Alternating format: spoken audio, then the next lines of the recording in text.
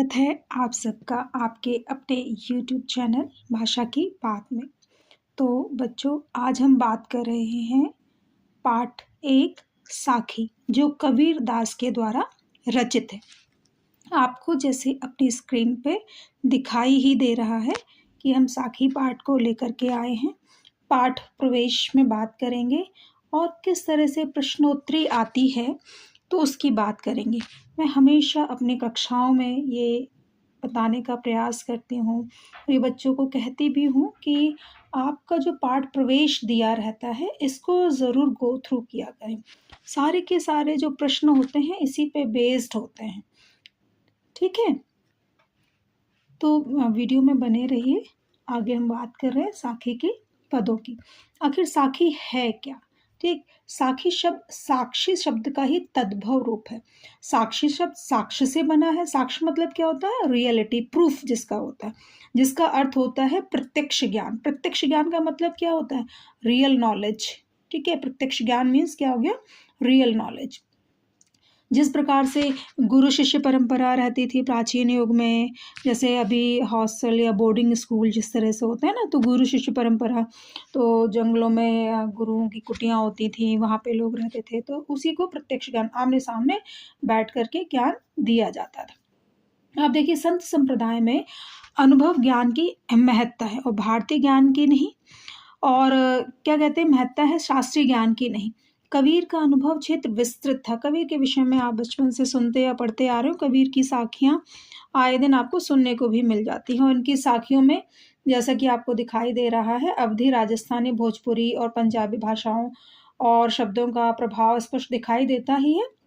इनकी भाषा को पचमेल खिचड़ी भी कहा जाता है। पचमेल खिचड़ी क्यों कहा जाता है? आप यहाँ पे देखो, यहाँ अवधी, राजस्थानी, भोजपुरी, पंजाबी और अन्य भारतीय भाषाएं, मतलब जिस तरह से खिचड़ी में कई चीज़ें मिला दी जाती हैं, तो इसलिए पचमेल खिचड़ी भी कहा जाता है, क्योंकि अलग अलग स्थानों पर ये जाते थे और जो जो लोगों से ये मिलते थे, जिन जिन लोगों से, जिन जिन मुनियों से या ज्ञानियों से, तो उनकी भाषा का प्रभाव इनकी भी बोली पे आ गया। स्वयं पढ़े लिखे नहीं थे, लेकिन ये बहुत ज्ञानवान थे। तो साखी वस्तुतः दोहा छंद ही है। दोहा मतलब दो दो लाइन्स दी हुई हैं और जिसका लक्षण है 13 और 11 के विश्राम से 24 मात्राएं। ये 13 और 11 के विश्राम से 24 मात्राएं, ये कभी किसी और दिन समझाऊंगी 13 और 11 के विश्राम से मात्राएं कैसे गिनी जाती हैं। ठीक है, ये यूपी बोर्ड में प्रश्न पूछे जाते हैं, पर ये सीबीएसई में प्रश्न नहीं पूछा जाता 13 और 11 मात्राओं के बारे में। यण और उस तरह से, जैसे जो इस तरह से लिखा जाता है, एस का साइन, इसको 2 मात्राएं गिना जाता है। ठीक है, ये एक ऐसा साइन आता है, इट मीन्स 1 मात्रा। तो ये क्वेश्चन नहीं पूछा जाता। पढ़ते हैं आगे अपनी वीडियो में। तो प्रस्तुत पाठ की साखियां प्रमाण है कि सत्य की साक्षी देता हुआ गुरु शिष्य को जीवन के तत्व ज्ञान की शिक्षा देता है, और यह शिक्षा जितनी प्रभावपूर्ण होती है उतनी ही याद रह जाने योग्य। तो कबीर की साखियों को आप सुनते भी रहे होंगे, उनकी साखियां जो हैं वो याद रह जाने वाली हैं, लोग गुनगुना भी सकते हैं। फटाफट हम कर लेते हैं। पहला, कि ऐसी वाणी बोलिए मन का आपा खोए, अपना तन शीतल करे औरन को सुख होए। इस साखी का तात्पर्य क्या है कि हमें मीठे शब्दों में किसी से भी बात करनी चाहिए, सोच विचार कर बात करनी चाहिए। पहले अपने आप में उन बातों को तोल लेना चाहिए कि हम सामने वाले से क्या बात कर रहे हैं। अगर आप जैसा व्यवहार करेंगे वैसा ही आपको वापस मिलेगा। इस साखी का तात्पर्य ये है। ठीक है, अगर आप अच्छा व्यवहार करेंगे तो आपके मन को भी शीतलता मिलेगी और दूसरों को भी शीतलता मिलेगी। वीडियो में बने रहिए। आपकी नेक्स्ट वीडियो में आगे की चैप्टर्स मीरा और इस तरह से तोप, कैफी आजमी की जो कविता है, कर चले हम फिदा, इस तरह की पाठों का समावेश होगा। तो दूसरा क्या है? कस्तूरी कुंडलिनी वसे मृग ढूंढे बन माही, ऐसे घटी घटी राम है दुनिया देखे नाही। इसका तात्पर्य क्या है? कह रहे कस्तूरी कुंडलिनी। कुंडलिनी क्या है? यहाँ पे देखो लिख के भी मैंने रखा हुआ, नाभि। ठीक है, नेबल जो पार्ट होता है। कह रहे जो कस्तूरी होती है वो मृग, वो हर मृग या हिरण, उसके हर मृग या हिरण के अंदर नहीं होती है, किसी-किसी रेयरेस्ट हिरण के अंदर होती है। लेकिन हम सब लोग कैसे हैं? हम सब उसी मृग के समान हैं। हमारे अंदर परमात्मा रूपी कस्तूरी बसी हुई है, पर हम संसार में, मंदिरों में, मस्जिदों में, सब जगह गुरुद्वारों में उसको ढूँढ रहे हैं। लेकिन कबीरदास जी क्या कहते हैं? घट-घट में बसने वाला राम है, हम उसको अपने अंदर नहीं खोज पा रहे। कह रहे दुनिया ऐसे ही है, वो बाहर दुःख खोज रही है, खुद के अंदर नहीं खोज रही। किसके प्रकार? ठीक मृग का उदाहरण दिया। अब कह रहे जब मैं था तब हरि नहीं, अब हरि है मैं नाही, सब अंधियारा मिट गया, दीपक देख्या माही। अब क्या कह रहे हैं? जब मैं मतलब होता अहंकार। कह रहे जब मेरे अंदर अहंकार था, तब मुझे परमात्मा कहीं भी नज़र नहीं आता था। लेकिन जैसे ही वो अंधकार मिट गया, अहंकार रूपी अंधकार मिट गया, तो मुझे हर जगह अपने स्वयं के अंदर और बाहर सब में परमात्मा के दर्शन होने लगे। तभी कह रहे हैं ना, सब अंधियारा मिट गया जब दीपक देखा माही। उदाहरण कैसे दिया? कह रहे ठीक उसी प्रकार से, जैसे अंधकार में अगर एक दीपक को जला दो तो सब प्रकाश से भर जाता है, ठीक उसी प्रकार से। आगे बढ़ते हैं। सुखिया सब संसार है, खाए अरु सोवे, दुखिया दास कबीर है, जागे अरु रोवे। इस साखी में क्या बताया है कबीरदास ने? या कबीरदास जी कहते हैं ये सारा संसार सुखी है, खाता है और सोता है। मतलब अपने दिनचर्या में लगा हुआ है, अपनी खुशियों में लगा हुआ है, उसे किसी से कोई मतलब नहीं।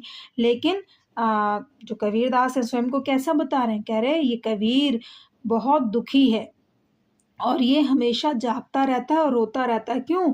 क्योंकि ये परमात्मा की याद कर के रोता रहता है कि उसे परमात्मा कब मिलेंगे और संसार के लोग कब समझेंगे इस चीज़ को। नेक्स्ट करते हैं। बिरह भुगम्मन तन बसे, मंत्र न लागे कोय, राम वियोगी ना जीवे, जीवे तो बैरा होय। यहाँ राम शब्द का जिक्र है। राम मतलब परमात्मा, ईश्वर। कह रहे बिरह भुगम्मन, बिरह शब्द का मतलब क्या होता है? बिछड़ जाना, किसी से बिछड़ने का दुख, गम। कह रहे जिसको बिरह रूपी भुगम्मन, भुगम्मन शब्द का मतलब होता है सांप, सर्प।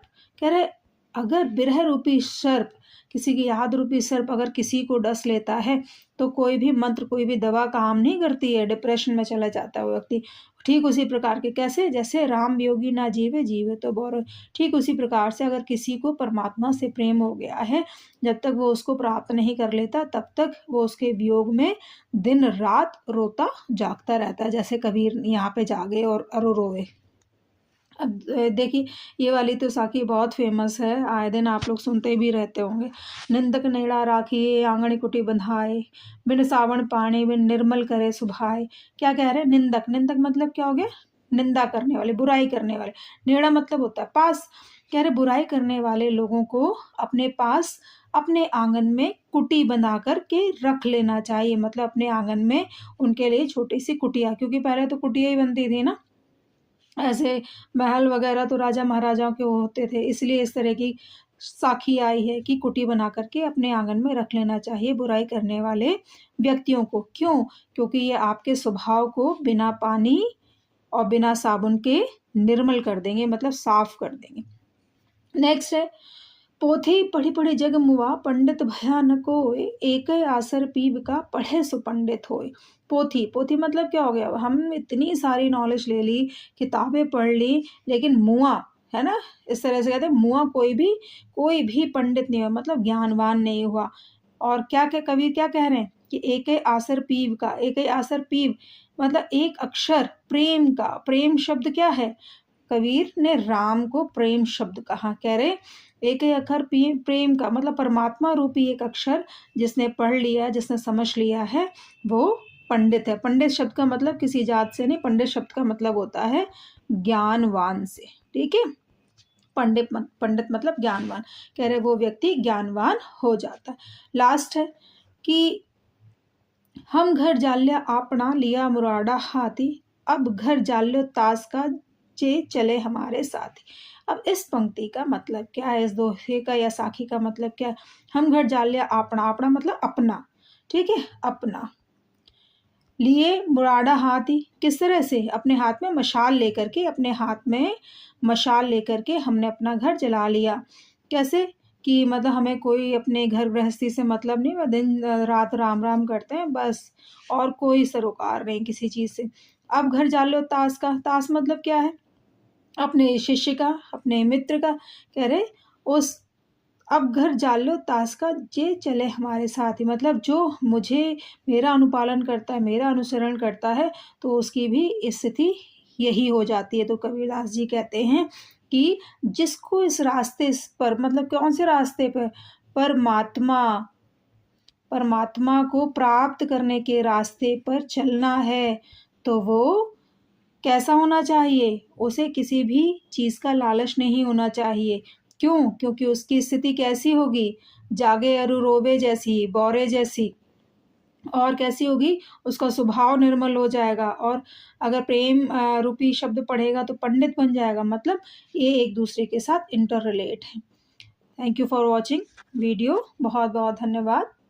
मिलते